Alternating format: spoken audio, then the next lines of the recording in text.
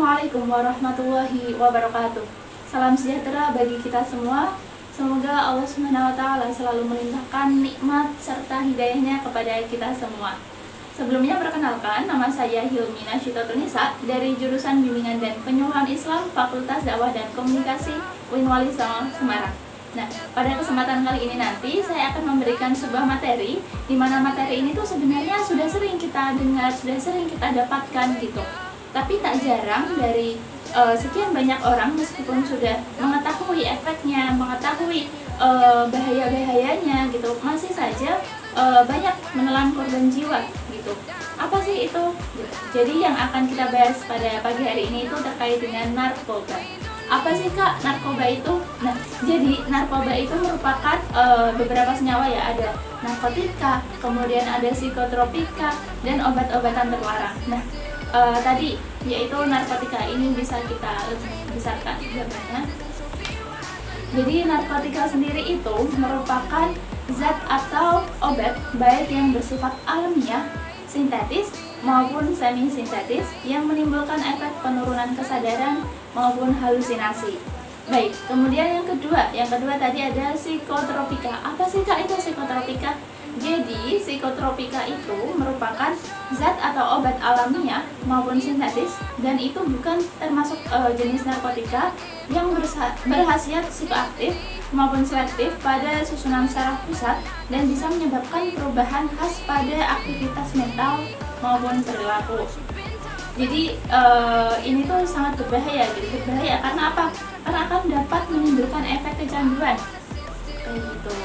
Nah, kemudian jenis narkoba itu sendiri sebenarnya ada banyak sekali, tapi yang akan Kakak bahas di sini itu hanya ada beberapa saja yang sering kita jumpai, sehingga nanti adik-adik itu bisa lebih paham, oh ini tuh efeknya ini, terus ini tuh dampaknya seperti ini. Jadi adik-adik bisa menghindari, tidak menyalahgunakan gitu. Karena narkoba ini itu sebenarnya nggak bisa digunakan secara sembarangan. Misal pun digunakan, itu harus sesuai dengan dosis yang ditentukan oleh dokter gitu. Jadi kita nggak bisa menggunakan narkoba ini secara sembarangan. Nah, jenis-jenis narkoba yang biasanya sering kita jumpai, yang pertama itu ada ganja. Pasti adik-adik udah nggak asing gitu ya mendengar kata-kata ganja. Ganja itu gambarnya seperti ini nih. Nah, ganja itu merupakan senyawa narkotika yang menimbulkan ketergantungan mental yang diikuti oleh kecanduan fisik dalam jangka waktu yang lama, kemudian mempengaruhi perasaan dan penglihatan serta pendengaran. Nah, dalam ganja ini sendiri itu mengandung senyawa yang namanya senyawa THC. Bagi yang pertama kali mengkonsumsi ganja, dia itu akan mengalami keracunan, kemudian denyut jantungnya itu menjadi cepat, bola matanya itu memerah. Kenapa bola matanya itu memerah? Ya karena adanya pelebaran pembuluh darah kapiler pada bola mata gitu, sehingga menyebabkan bola matanya itu warnanya merah kayak gitu. Kemudian mulutnya itu menjadi kering. Terus efek jangka pendeknya itu apa sih Kak? Gitu, apakah efeknya itu hanya akan keluar ketika dikonsumsi dalam jangka panjang? Enggak. Jadi ini tuh bisa efek jangka pendeknya itu juga ada. Nah, efek jangka pendeknya itu diantaranya ada perubahan suasana hati. Jadi dia itu kurang bisa mengontrol segala suasana hatinya kayak gitu. Kemudian dia akan mudah lupa, padahal masih muda tapi udah mudah lupa gitu kan. Kemudian jangka panjangnya itu apa sih Kak? Jangka panjangnya itu akan bisa menyebabkan seseorang itu menjadi halusinasi, kemudian bisa menyebabkan infeksi paru-paru kayak gitu. Jadi cukup berbahaya, bukan cukup sih, itu sangat berbahaya gitu. Apalagi kalian masih muda gitu, jangan sampai kalian itu menyalahgunakan narkoba gitu, karena mimpi-mimpi kalian tuh masih panjang. Kemudian yang kedua itu ada putau atau heroin. Nah ini yang sering kali dipasarkan di pasaran. Jadi putau atau heroin ini tuh sangat familiar, mungkin sering kita dengar ya kata-kata putau atau heroin ini. Nah, putau itu biasanya dimasukkan ke dalam jarum suntik seperti ini. Nah, putau sendiri itu merupakan jenis narkotika yang sangat adiktif yang diproses dari morfin, yaitu zat alami yang berasal dari ekstrak biji tanaman bunga kopi.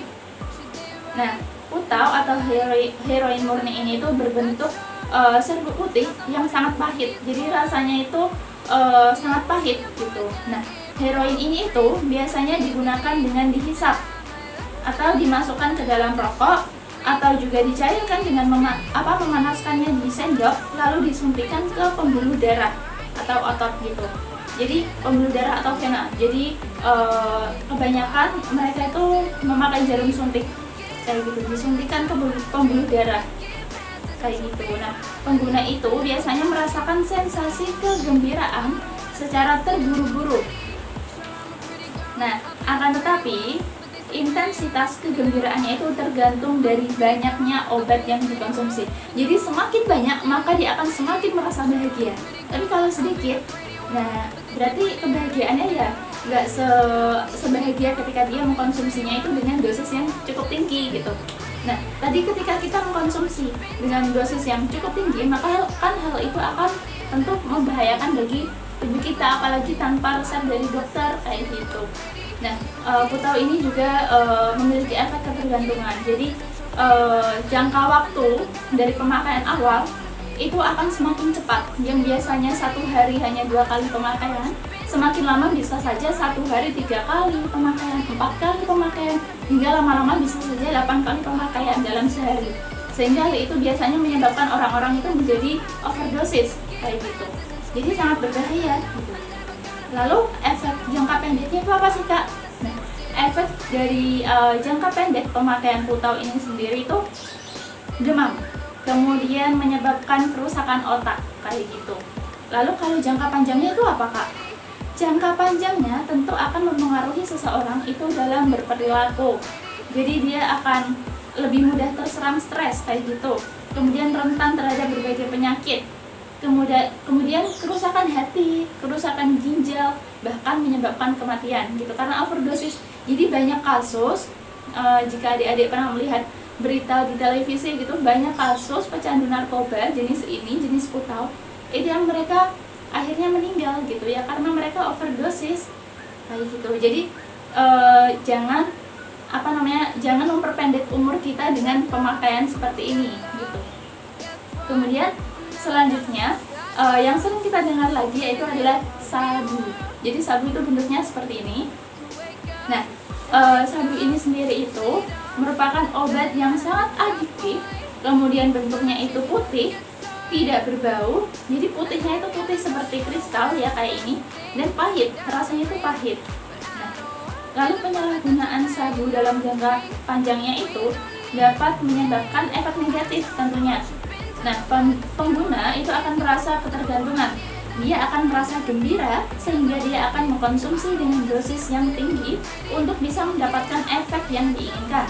Sehingga mereka akan merasa ketergantungan, dan apabila dia tidak mengkonsumsi, maka dia akan merasa depresi, cemas, lelah, sehingga dia akan mengkonsumsinya lagi gitu. Karena tadi ketergantungan. Lalu efek yang ditimbulkan apa sih Kak? Nah, efek yang ditimbulkan diantaranya itu ada melemahnya konsentrasi, kemudian hilang ingatan, gangguan suasana hati, kemudian memiliki perilaku agresif atau kekerasan gitu. Kemudian ada lagi nih yang sering kita jumpai, apa sih? Minuman keras. Nah, minuman keras ini itu merupakan bukan minuman yang terbuat dari batu, besi gitu ya, bukan, tapi dinamakan minuman keras karena di dalamnya itu mengandung senyawa-senyawa yang begitu keras yang itu sangat berbahaya bagi tubuh kita apabila kita mengkonsumsinya gitu. Apalagi kita mengkonsumsinya dalam jumlah yang banyak gitu, itu akan menyebabkan kerusakan pada diri kita gitu kan. Kita nggak mau merusak diri kita sendiri gitu kan. Nah, minuman keras itu merupakan minuman yang mengandung alkohol dan memabukkan.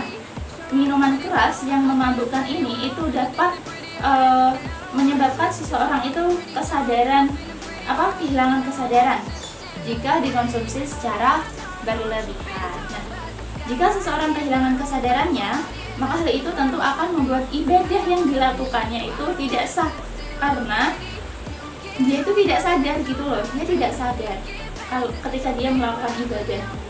Jadi minuman keras ini itu dilarang di zaman Rasulullah ya karena hal itu gitu. Karena minuman keras itu kan memabukkan, menyebabkan kita tidak sadar gitu, kita hilang kesadaran ketika sudah mengkonsumsi minuman keras, sehingga ibadahnya jadi tidak sah gitu. Terus orang yang mengkonsumsi minuman keras itu juga dia akan susah dalam mengontrol emosinya itu. Jadi minuman keras itu tentu dilarang di dalam agama kita sendiri. Terkait dengan penyalahgunaan narkoba ini sendiri, itu juga sudah terkandung di dalam Quran surah Al-Maidah ayat 90 sampai 91. Bismillahirrahmanirrahim. Ya ayyuhalladzina amanu innamal khamru wal maisiru wal ansab wal aslamu rijsun min amali syaitani fajtanibuhu la'allakum tuflihun. Innama yuridu syaitanu an yuqi'a bainakum al-'adawata wal baghdha'a fil khamri wal maisir wa yasuddakum 'an dzikrillahi wa 'anis sholati fahal antum muntahun. Shadaqallahul azim, yang artinya, wahai orang-orang yang beriman, sesungguhnya minuman keras, berjudi, berkurban untuk berhala dan mengundi nasib dengan anak panah adalah perbuatan keji dan termasuk perbuatan syaitan. Maka jauhilah perbuatan-perbuatan itu agar kamu beruntung. Dengan minuman keras, judi, setan hanyalah bermaksud untuk menimbulkan permusuhan dan kebencian di antara kamu dan menghalang-halangi kamu dari mengingat Allah dan melaksanakan sholat. Maka tidakkah kamu mau berhenti? Nah, dari ayat tersebut kan harusnya kita sudah bisa mengambil pelajaran bahwasanya Allah SWT sendiri itu juga telah melarang adanya tadi minuman keras, judi gitu, dan lain sebagainya yang terkait dengan narkoba itu sendiri kayak gitu. Jadi sebagai seorang muslim ya kita harus menghindari dengan pemakaian narkoba yang tidak sesuai dengan keperluan kita kayak gitu. Kan itu tadi ketika orang menyalahgunakan kayak gitu, mengkonsumsi secara berlebihan, itu kan hanya keinginan mereka semata gitu. Seperti itu. Nah, kemudian orang yang mengkonsumsi narkoba dia itu akan merasa haid. Apa sih itu haid? Haid itu adalah perasaan di mana mereka itu merasa seperti di atas dunia, ngeplay kayak gitu, percaya diri, juga dia agresif. Jadi ketika dia sedang dalam keadaan memakai narkoba gitu, tiba-tiba dia itu secara mendadak dia itu akan merasakan adanya dorongan dari dalam diri sehingga dia itu berani untuk melakukan suatu gebrakan secara tiba-tiba gitu. Tapi ketika efeknya itu hilang, ya maka dia akan down lagi gitu. Jadi dia harus senantiasa mengkonsumsi narkoba itu karena udah ada tadi kecanduan kayak gitu. Nah, saat haid ini sendiri tanpa mereka sadari itu mereka dapat menempatkan diri mereka itu pada situasi yang sangat berbahaya gitu. Paling bahaya lagi itu ketika orang tersebut itu merasakan ngeplay. Jadi istilah bagi orang-orang yang mengkonsumsi narkoba kayak gitu itu ada istilahnya ngeplay atau melayang. Jadi mereka itu tidak akan bisa tidur hingga berhari-hari, bahkan sampai melukai dirinya sendiri gitu. Itu adalah titik akhir yang membahayakan juga gitu. Nah, untuk pemberhentian narkoba itu juga tidak mudah gitu. Ya udah, ini coba pakai narkoba, besok berhenti, nggak akan bisa gitu. Kenapa? Karena ketika pemakaian narkoba itu tiba-tiba diberhentikan gitu kan secara mendadak, nah maka yang dia rasakan apa? Dia akan mengalami sakau atau ketagihan tadi. Jadi sakau itu dari beberapa kasus yang pernah kakak dengar, sakau itu sangat menyiksa gitu, karena tadi ada dorongan dari dalam diri untuk mengkonsumsi lagi dan lagi karena adanya rasa ketagihan itu, dan jika tidak dituruti gitu ya, maka rasa sakit itu akan sangat menyakitkan gitu. Bahkan bisa saja orang yang memakai narkoba itu sampai melukai dirinya sendiri karena rasa sakau itu tadi yang dirasakannya kayak gitu. Nah, makanya kita sebagai anak muda jangan sampai kita menyalahgunakan narkoba. Ketika sudah mengambil langkah untuk mencoba narkoba, maka dunia kalian itu akan terasa suram. Mimpi-mimpi kalian yang sebelumnya kalian ukir gitu kan, tiba-tiba akan hangus begitu saja. Karena sama saja ketika kalian mencoba untuk memakai narkoba itu, sama saja kalian merusak diri kalian sendiri. Kalian gak mau kan diri kalian itu rusak, bahkan yang merusak itu diri kalian sendiri gitu. Maka sebagai seorang muslim, kita itu harus bisa menjaga diri kita dari segala macam perkara-perkara yang sebenarnya itu udah dilarang di dalam syariat agama. Nah, itu terkait dengan materi-materi narkoba yang kemudian kakak hubungkan dengan nilai-nilai keislaman, nilai-nilai syariat juga. Semoga bermanfaat bagi kita semua. Wabillahi taufiq wal hidayah. Wassalamualaikum warahmatullahi wabarakatuh.